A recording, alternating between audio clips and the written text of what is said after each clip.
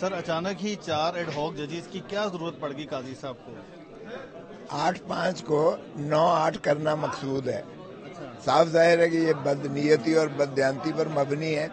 یہ اس سراسیمگی کا عالم ہے جو 13 جج صاحبان کو یہ کنٹرول نہ کر پائے. آئین تو اجازت تو دیتا ہے اس کی ایڈ ہاک ججز جی نہیں، آئین کا جو ہے مشروط ہے آئین، جب کورم پورا نہ ہو. اب کورم تو 17 ججز پورے ہیں، ایک چیف جسٹس 16 ججز ہیں، اور اس کی وجہ سے اگر عارضی طور پر ٹیمپرریلی کرنا مقصود ہو تبھی ہو سکتا ہے. اور پھر اگلے الفاظ جو ہوتے ہیں یوسٹم جینرس کے پرنسپل پر اسی سیاق و سباق میں پڑھے جا سکتے ہیں.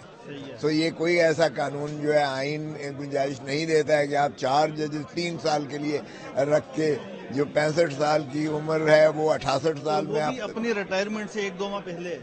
جی ہاں، اور یہ آج تک کبھی پریسیڈنٹ نہیں ہوا ہے کبھی. اور یہ 4 میتھڈ ان میڈنس دیکھیں کہ 8-5 ہے، آپ نے 9 کرنے ہیں تو 5 اور 4 9 ہوں گے، اسی لیے 4 تعداد کی گئی. سر اچھا، آئینی طور پر قانونی طور پر یہ بتائیے گا، ایک فل کورٹ تھا 13 رکنی، اب ججز فل کورٹ میں مزید شامل ہو سکتے ہیں؟ اس کی کیا پوزیشن ہے آئینی اور قانونی؟ نظر ثانی آرٹیکل 188 کی جو ریویو ہے قاضی فائز عیسیٰ صاحب کے اپنے کیس میں بہت استدعا کی گئی کہ فل کورٹ بیٹھے. انہوں نے کہا نہیں، وہی ججز سن سکتے ہیں 10 ججز جن 10 ججز نے پہلے فیصلہ کیا تھا، لہذا نظر ثانی میں اور جج کا اضافہ نہیں کیا جا سکتا. وہی جج سنیں گے جنہوں نے پہلے فیصلہ کیا تھا. سو اس میں وہی 13 ججز ہوں گے. اور یہ آپ خاطر جمع رکھیں، اگر 13 ججز سنیں گے تو نظر ثانی کی درخواست متفقہ طور پر خارج ہوگی. اوکے، اگر آپ یہ کہہ رہے ہیں کہ یہ ان کی اپنی ہی ججمنٹ ہے تو پھر اب یہ جج اگر آتے ہیں تو دوبارہ اگر فل کورٹ بنتا ہے تو آپ کو لگتا ہے کہ پھر یہ دوبارہ ججز کو شامل کرنے کا پلان ہے اس فل کورٹ میں؟ اور کیا ہے، ظاہر ہے کہ اور کس لیے لیے جا رہے ہیں. ایک اس لیے لیے جا رہے ہیں، دوسرا یہ کہ اگر یہ بین لگانے جا رہے ہیں فل کورٹ ریکانسٹیٹیوٹ ہوگا ان کے مطابق.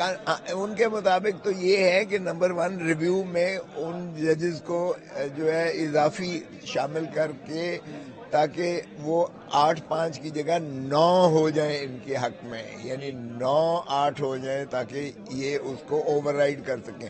یہ ہو نہیں سکے گا. اور دوسرا یہ ہے کہ جو ریفرنس کر رہے ہیں کہ پاکستان تحریک انصاف پر پابندی لگائی جائے، اس ریفرنس کے لیے بھی انہیں چاہیے اپنے من پسند ججز چاہیے. اتنے شارٹ ٹائم میں قاضی صاحب یہ کس طرح سے کر پائیں گے؟ بس یہ جسٹس منیر بننے جا رہے ہیں. یہ عدلیہ کی تاریخ میں یہ بدترین چیف جسٹس میں شمار ہوں گے. اور یہ ان کی جو کاوش ہے، یہ عمل جو ہے ان کا، یہ سب سے زیادہ مذموم متصور ہوگا. یہ جمہوریت کا قتل ہی نہیں ہے بلکہ یہ آئین کا بھی قتل متصور ہوگا، اور یہ ملک دشمن عمل ہے. ایک اور سر بات ہے، جو پریکٹس اینڈ پروسیجر ایکٹ ہے اس کے مطابق اگر بین فل کورٹ ریکانسٹیٹیوٹ ہوگا تو فیصلہ تو اس میں اکثریت کا ہوگا، اور وہاں پر منصور علی شاہ صاحب ہیں، منیب اختر صاحب ہیں، قاضی صاحب تو اکیلے نہیں یہ کر سکتے. دیکھیں وہ آرٹیکل 184(3) میں جو ہے، جو براہ راست سپریم کورٹ نے لیا ہو، اس میں وہ جو ہے 3 ججز کا کرے گا. لیکن اس کے علاوہ باقی کیسز میں وہ ایسی قدغن نہیں ہے.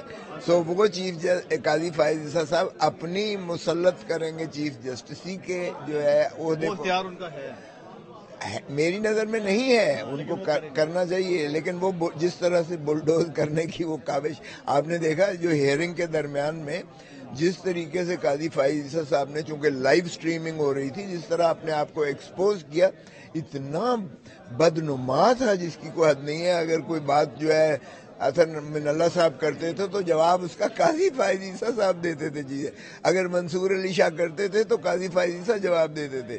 اگر کوئی اور عائشہ ملک صاحبہ جواب کوئی سوال کرتی تھی تو اس میں انٹرجیکٹ کرتے تھے. تو وہ تو ان کا تعصب جو ہے وہ ساری پروسیڈنگز کے درمیان ساری قوم نے دیکھا. اچھا ایک سر بات بتائیے گا، ایک یہ بھی اسلام آباد میں بات چل رہی ہے کہ ایمرجنسی لگنے جا رہی ہے، کیا آئین اور قانون کے مطابق ایمرجنسی لگانے کی گنجائش موجود ہے آئین میں؟ ارے بابا، اب تو ایمرجنسی پلس لگا ہوا ہے. اس وقت تمہارا کیا خیال ہے کہ کوئی بنیادی حقوق میسر ہیں کسی پاکستانی کو؟ اور کیا ہوتی ہے، ایمرجنسی پلس لگائی ہوئی ہے. چیز نے روکا ہوا ہے وہ ہے آزاد عدلیہ آنے سے. دیکھیں میرے خیال میں تو مارشل لا لگا ہوا ہے، انڈکلیئرڈ مارشل لا ہے اس ملک میں. ڈکلیئر ہونا رہ گیا باقی ڈکلیئر ہونا رہ گیا، وہ بھی کر لیں شوق اگر پورا کرنا ہے، تاکہ یہ ہے کہ دنیا سے باقی جو کچھ تھوڑی بہت عزت رہ گئی ہے پاکستان کی وہ بھی ختم ہو جائے. نواز شریف کیوں نہیں بول رہے، کیوں خاموش ہیں، کیا لگتا ہے آپ کو؟ یار نواز شریف بھاگنے کی تیاری کر رہا ہے. نواز شریف شہباز شریف اور مریم کو لے کر یہ بھاگ جائے گا راہ فرار. دیکھ لیں آپ عنقریب یہ جو چیلنج چلا کر جائے رہے ہیں آپ. میں کہہ رہا ہوں یہ عنقریب یہ بھاگ جائے گا ملک سے، اور یہ تینوں بھاگ جائیں کیونکہ ان کے تو اساسات ان کے سارے وہی ہیں، ان کے بچے وہی ہیں، ان کا کاروبار وہی ہے، ان کا سارا کچھ وہی ہے. سو انہوں نے تو بھاگ جانا ہے بالکل، میں آپ کو یقین سے بتاتا ہوں. اور اسی لیے میٹنگ بھی نہیں کر رہے ہیں. نہیں وہ پوسٹ پون کر دی انہوں نے پارٹی کی میٹنگ. آپ دیکھیں نا جو شنید میں آیا ہے کہ زرداری صاحب کے ساتھ بھی جو ہے شہباز شریف کی جو ہے بڑی اونچ نیچی باتیں ہوئی ہیں، اور چیئرمین بلاول تو بالکل اس پر تیار نہیں ہے کہ کسی پارٹی پہ بین لگائی جائے. اور پھر بین ویسے بھی آپ دیکھیں اگر نیب پر بین لگی تھی نیشنل عوامی پارٹی پر تو وہ ANP بن گئی تھی، اور وہی کی وہی پارٹی ہے. اور وہ آپ نے دیکھا ہے، میں اس کو ایمل ولی کو میں خراج تحسین پیش کرتا ہوں، انہوں نے شدت سے جو ہے مخالفت کی ہے. پھر آپ دیکھیں مشاہد حسین نے شدت سے مخالفت کی ہے، پھر آپ دیکھیں رضا ربانی نے شدت سے مخالفت کی ہے، ایون غلام دستگیر نے جو ہے اس کی مخالفت کی. ان کی اپنی پارٹی کے اندر شہری رحمان نے مخالفت کی. مشاورت نہیں کی انہوں نے، تو اتحادی نہیں انہوں نے یہ بھی کہا ہے کہ کسی پارٹی کو بین کرنے کا بالکل تصور نہیں ہو سکتا ہے، ہمارے لغت میں نہیں ہے ان کا. Thank you. Thank you sir, thank you.